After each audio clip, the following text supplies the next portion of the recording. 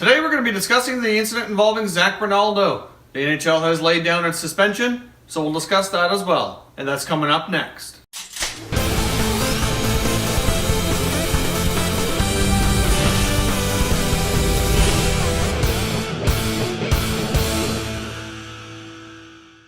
Hey everyone, and welcome back to another video here at Top Shelf Hockey. If you're new to the channel, thanks for stopping by. On this channel, we review and analyze all 31 NHL teams with an unbiased opinion. So if you're a huge hockey fan, hit that subscribe button now so you don't miss anything. Alright, so let's discuss the incident involving Zac Rinaldo. Now, if you haven't seen it or you missed the original incident that happened here, it was the Arizona Coyotes versus the Colorado Avalanche. Zac Rinaldo went in for a hit on Nathan MacKinnon. The hit, I guess, by the Avalanche kind of felt maybe it was uncalled for or a little bit dirty.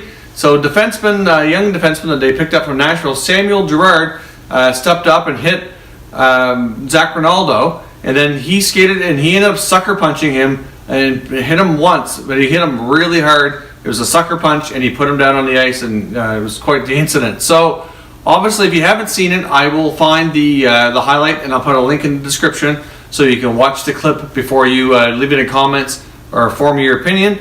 But I think the NHL got this one right. He definitely deserved a suspension.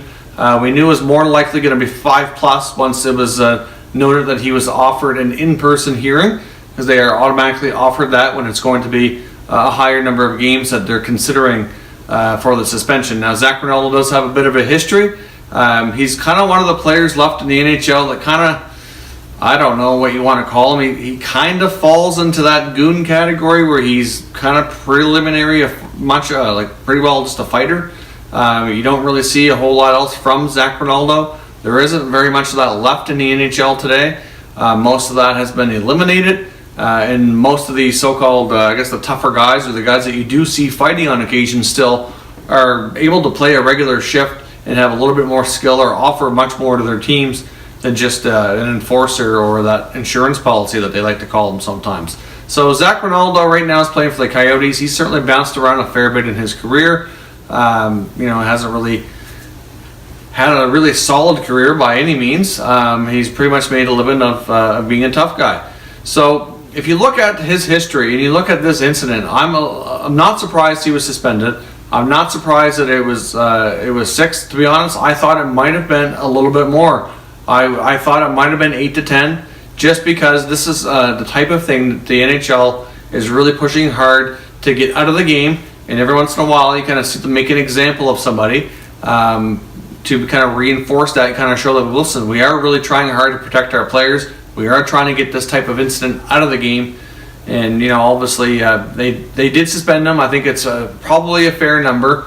But I'm not a little surprised in a way that it wasn't a little bit more. I don't think it would have been drastically more. But when I first seen the incident, I was thinking, maybe 7, 8, maybe even 10. Definitely no more than 10. But it's just because of him being him. Now, we've seen an argument that if another player with a different reputation that plays a different role, I don't know, like any of the top guys, really, like if they lost their cool and punched somebody in the face hard like that, even if it was a sucker punch, you probably wouldn't see that big of a number. Would there be a suspension? More than likely, but it would probably be a lower number. But you know what? They play a lot of factors go into determining these things, and sometimes a player's reputation and their history certainly do play a major role in the outcome here that the NHL decides to proceed with for suspension. So what I want to know from you is, what are your thoughts on this suspension? Do you think 6 games are fair? Do you think it was too much? Do you think it should have been more? Personally, I'm okay with the number. I do think that we need to get this type of incident out of the game.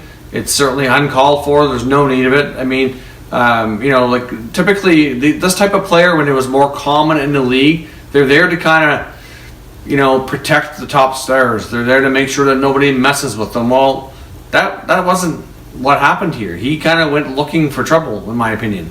There was no need of it. It just did not need to happen. And you see guys like this that are still left in the league, they kind of, put their teams in bad predicaments for causing trouble and getting themselves into trouble for no good reason. It's not like he was protecting a teammate. It's not like he was doing really anything to help his team. He went out of his way to sucker punch a guy, and now he's paying the price. That's my 2 cents. I want to know yours. Leave some comments down below. What do you think? Do you think this was the right call? Did they get too many games or not enough? And we'll catch you in the next video.